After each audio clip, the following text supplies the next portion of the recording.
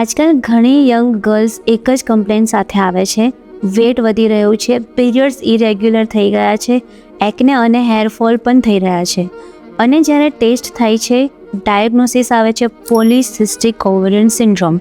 આ ફક્ત hormone problem નથી, આ એક મેટાબોલિક કન્ડિશન છે. એનો મેઇન રૂટ છે ઇન્સ્યુલિન રેઝિસ્ટન્સ અને બોડીમાં ક્રોનિક ઇન્ફ્લામેશન.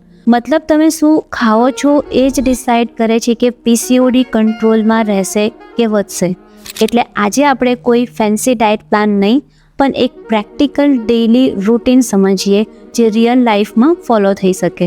સવારની શરૂઆત ખૂબ ઇમ્પોર્ટન્ટ છે. જો તમે ઉઠતાની સાથે જો ચાય અને બિસ્કિટ કે સુગરી વસ્તુ લો છો તો ઇન્સ્યુલિન સ્પાઇક તરત સ્ટાર્ટ થઈ જાય છે, જેથી ક્રેવિંગ્સ અને હોર્મોન ઇમ્બેલેન્સ બંને વધે છે. એટલે સવારે સિમ્પલ રાખો, વોર્મ વોટર, સોફ્ટ નટ્સ જેમ કે બદામ અને વોલનટ. કેટલાક લોકો જીરું વોટર, મેથી વોટર કે અજવાઈન વોટર પણ લે છે, જે ડાયજેશન અને ઇન્સ્યુલિન સેન્સિટિવિટીમાં હેલ્પ કરી શકે છે.